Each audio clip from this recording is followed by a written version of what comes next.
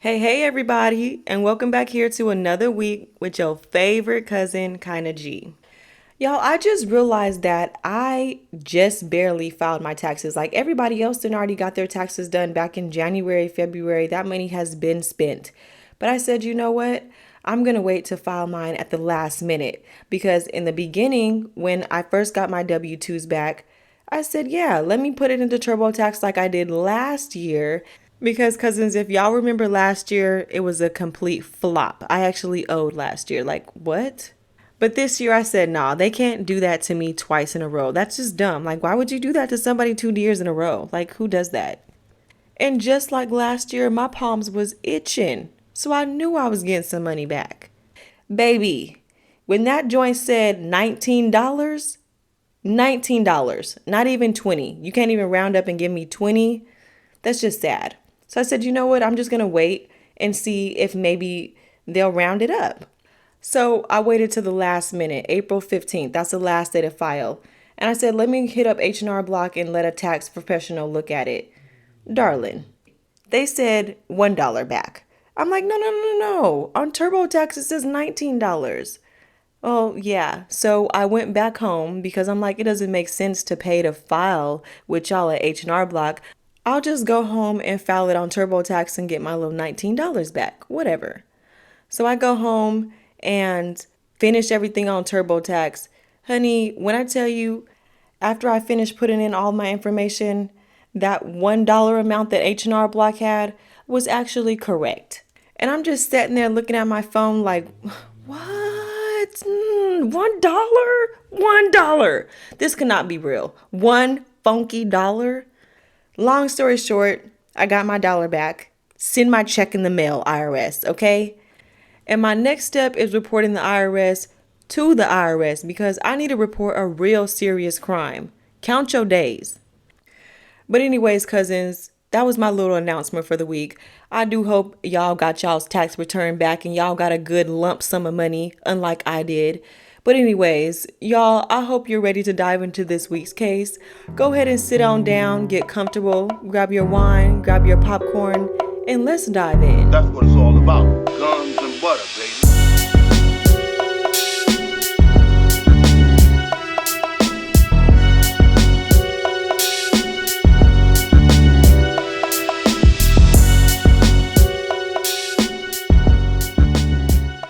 All right now, cousins. So this week at the dinner table, I'm going to be telling y'all about an indigenous young woman, and she vanished the day before her 18th birthday. And I'll be taking y'all just a short time back to 2020. The good old COVID days. Jalajhia Finklea was born October 21st, 2002, to her mother Amanda Costa, and I couldn't find anything about her dad, but she grew up in Cape Cod in a really close-knit family and a really close-knit community. And if y'all know anything about indigenous people or Indians, they have their own set of laws and rules that are specific to them, and they're protected through those laws and rules. But she grew up in Cape Cod in a town of Mashpee, Massachusetts. Ooh, that's a mouthful. But she was actually a member of the Mashpee Wampanoag tribe. But Jalajhia loved her indigenous culture and she took great pride in her heritage. And she grew up surrounded by music and dance, and that inspired her to pursue her own career in the arts. And from a young age, Jalajhia loved to sing. So it didn't take her long to start writing her own songs and her own music. And she was really inspired by 90s hip hop and R&B that included artists like Biggie and Tupac. And she was one of those girlies that loved to go on Facebook and sing covers of her favorite songs, showcasing her vocal talents to all of her friends and family on Facebook. And she was really starting to shine. She was making a name for herself because throughout her teens, she started booking gigs around New England, performing under the stage name Drippy Lay. So like I said, she was creating a name for herself. She was starting to record her own music, and she was even doing interviews with the local talk shows. So she was really driven, and she had a really bright future ahead of her. So in the fall of 2020, 17-year-old Jalajhia was living in New Bedford, Massachusetts. She attended Barnstable High School, and because this was COVID, it was remote. And she was continuing to work on her music and getting ready to graduate. She started looking forward to her 18th birthday because it was right around the corner. But things seemed to be going so well for her. Everything was looking up. She was a senior in high school. She was enjoying life, looking forward to her future. But sadly, this wouldn't last long. On October 20th, Jalajhia underwent the first part of a medical procedure at a clinic in Boston. And the second part was scheduled for the next day, which also happened to be her 18th birthday. So on the 20th, after her first procedure, Jalajhia spent the afternoon recovering under a watchful eye of her mother. But just before 5 o'clock p.m. at around 4:50, Jalajhhia's mom Amanda leaves the apartment just to go pick up her prescription from the pharmacy, so she was not going to be gone long. In fact, she returned a half an hour later at 5:30, but by this time, Jalajhhia was gone. And at first, Amanda didn't think much of it. You know, her birthday's the next day, so she figured she had probably gone out with some friends to celebrate. But by the next morning, Jalajhhia still hadn't returned. And to make matters worse, she wasn't answering any calls or texts, and her phone was going straight to voicemail. And of course, the clinic is calling because Jalajhhia had missed her appointment for the second part of the medical procedure. And if she didn't complete the second part of the procedure, her life could be at risk. So Amanda calls the New Bedford Police Department and reports Jalajhhia missing. And right away, investigators start reaching out to Jalajhhia's family and friends in an attempt to figure out her last movements or who could have seen her last. So from what they gathered, Jalajhhia texted a friend shortly after 5 on October 20th, saying that she was meeting up with a man by the name of Louis Barbosa. So right then and there, investigators are like, bingo, we got action. Bingo! I got action. And they immediately start looking for a connection between Jalajhhia and Louis. And it took them no time at all to figure out this man's full name. His name is Louis Robert Gargoza Barbosa. But he was 36 years old, and he wasn't unknown to the family. He'd actually dated Jalajhhia's aunt, Tia, for several years, so he had known Jalajhhia since she was a child. But as far as the family knew, Louis and Jalajhhia weren't in any type of relationship. But this 20-year age gap between the two of them was a bit concerning for the family. Like, why was this 36-year-old man trying to hang out with this teenage girl? But for the time being, Jalajhhia's family was still holding out hope that she would show up within the next day or two. But then a day or two turned into a week, and there was still no sign of her. Because at this point, Jalajhhia had already missed a really critical medical procedure and the biggest thing in her life right now, which was her 18th birthday celebration.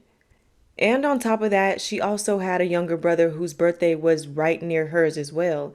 And she had missed his birthday. She hadn't called to talk to him, nothing. And as I mentioned before, her and her family were very close. So she wasn't just going to leave without talking to her brother. Now, Jalajhhia's family did say that she had taken off on her own before, but it was never for this long, and she always checked in with her family. So it's now 8 days later, October 28th, and the Mashpee Wampanoag tribe just announced a $1,000 award for any information leading to Jalajhhia's safe return. And the tribal council chairman, Cedric Cromwell, stated that they were going to continue bringing attention to Jalajhhia's case and asking the federal agencies to investigate under the Savannahs Act, which directed the Department of Justice to develop protocols addressing missing or murdered Native Americans. And Cromwell was also drawing attention to the epidemic of missing Indigenous women in the United States, stating, quote, "Sadly, the growing number of missing Indigenous women across the country do not receive the attention that our Caucasian neighbors receive. The numbers are staggering. Our women are abducted at a rate 10 times higher than any other ethnicities. We have to work harder to bring attention to Jalajhhia, and we do need your help." Jalajhhia's aunt Tia would also go on to tell Boston 25 News that as the days passed, the family worried more and more about Jalajhhia's safety, stating, quote, "We're very concerned. We're just trying to take every measure we can to get her home. We at least want to hear something from him, from her.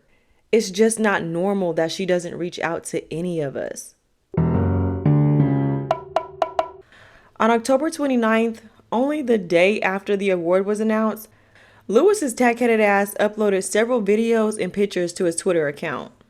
Now, one video showed Jalajhhia at a tattoo parlor, And then another was a screenshot or a screen recording of Lewis and Jalajhia on FaceTime.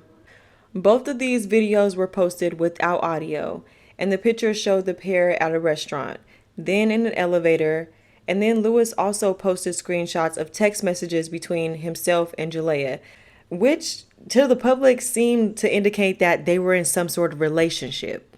But Jalajhia's family seeing these videos brought them no comfort as this was some sort of like proof of life from him. But according to them, the pictures and videos were months old. And one of the screenshots, you can clearly see that the latest text message said January 27th, 9 months earlier. So, what exactly are you trying to prove, Lewis? Because you act as if these family members aren't going to investigate what you're posting online. Like, yeah, we zoomed in on the pictures. Yeah, we zoomed in on the videos, and we seen that these are months old. So, what are you trying to prove? And not only that, because Lewis hadn't been active on Twitter for over 4 years, and now he just wanted to tweet 6 times in a span of 2 minutes. Like, come on now, what are we doing? And it was obvious that Lewis was trying to send these messages that Jalajhia was fine, leave it alone. But her family knew she wasn't fine, and they weren't going to leave it alone until they seen her or heard from her in person. So Tia, Jalajhyia's aunt, also told Boston 25 News, I'm obviously fearing for the worst. It's been a while. Honestly, if he was with my niece and she's okay, then why wouldn't he show her face? Why wouldn't he tell her to call somebody or reach out? I just don't understand why he's playing these games on his end and not letting her speak out for herself. But then, a week later, devastating news hit the newsway. Luis Barbosa had been killed in a shootout with police. Oh my gosh. Y'all listen to this. So, according to news reports, U.S. Marshals attempted to arrest Lewis at a McDonald's in Crestview, Florida. But this man pulled out a handgun and opened fire on the officers. They returned fire and Lewis was struck. He died at the scene. But still, Jalajhia was nowhere to be found. And in the aftermath of Lewis's death, new details emerged in the case, bringing even more urgency to search for Jalajhia. But the biggest news that they discovered was at the time of her disappearance, Jalajhia was 5 months pregnant. So according to the arrest warrant, investigators learned that early on, Lewis had rented a 2020 Hyundai Elantra from a Logan International Airport in Boston, only shortly after he and Jalajhia disappeared together. And on October 20th, Jalajhia called Lewis shortly after 5 p.m. after her mom had left to pick up her prescription. And not long after that, neighborhood security cameras captured Lewis pulling up to the apartment and parking around the corner. And at 5:21, oh my gosh, this would have literally ran me crazy because her mom got back home at 5:30. So if she had been back home literally 9 minutes earlier, she could have caught Jalajhia. So at 5:21, Jalajhia left the building wearing loose fitted clothes and house slippers. She got into the passenger seat of the rental car, which sat in the parking lot for 20 minutes before pulling away with Jalajhia inside. And within a half an hour, Lewis's phone had been turned off and Jalajhyia's had been discarded on the side of the road, which was later found in the grass alongside the road on Route 140 in New Bedford, just a few miles away from her apartment. But an hour later, Lewis's phone was back on again. But this time it pinged near Hopkins, Rhode Island. And as the rental car traveled south on Interstate 95, investigators were able to track Lewis's phone using cell tower data and the license plate readers. So he continued to travel south to New Jersey, where he went on to spend the night in a rest area near Woodbridge. So the next morning he gets up and he heads north again into New York, where the vehicle was captured on camera as it passed through the Lincoln Tunnel. Then he turned around and headed back south, stopping again at Woodbridge at the rest area before continuing on towards Washington, D.C. Like, where are you going, Lewis? Bring her back home. Now. It was almost as if he really didn't know where he was going or what he was doing. He was just trying to get as far away from Massachusetts as possible, while also trying to buy himself time. But for whatever reason, this man soon headed down to the eastern seaboard to Florida. So, moving on to 3 days later on October 23rd, Lewis was spotted at a McDonald's in Jacksonville where he ordered what authorities refer to as a small meal with one drink.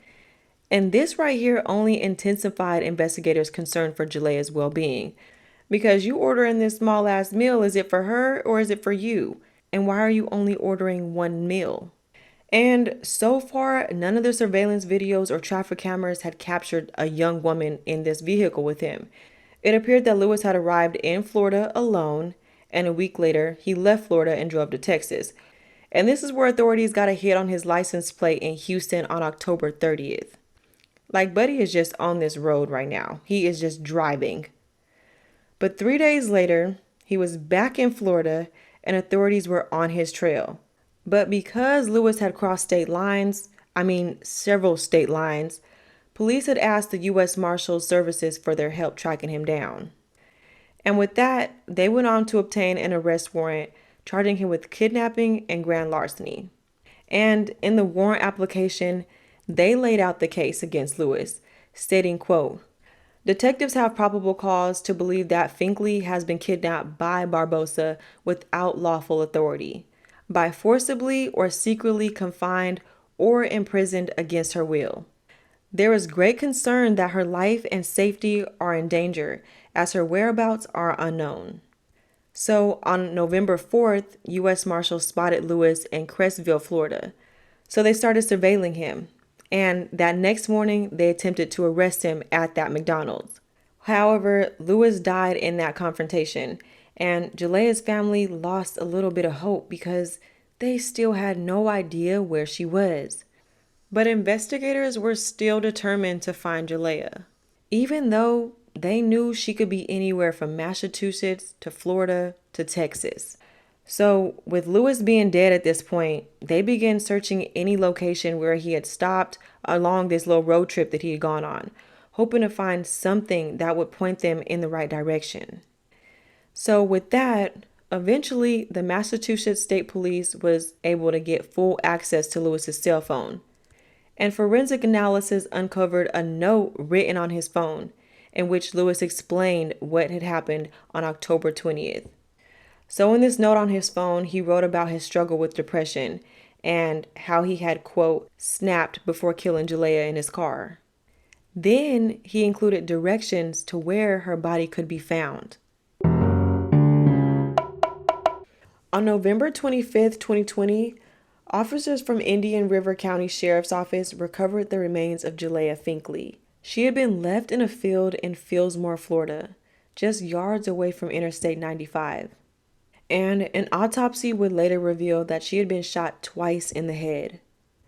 And with that, Lewis being dead, her body being discovered with 2 gunshot wounds in the head, we'll never know the extent of what caused Lewis to snap in this car, or what happened, what was the conversation that happened in the car that caused Jalajhia to lose her life only a day before her 18th birthday.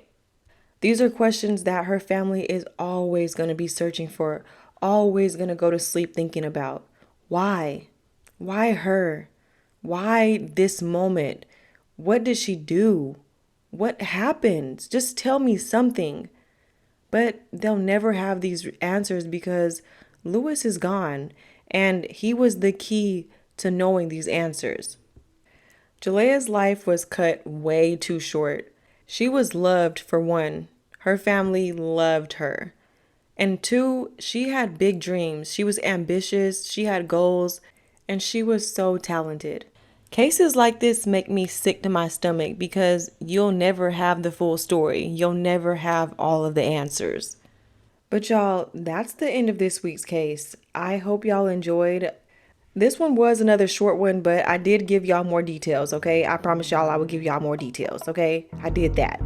But I hope y'all enjoyed it, and I'll see y'all back here, same place, same time next week.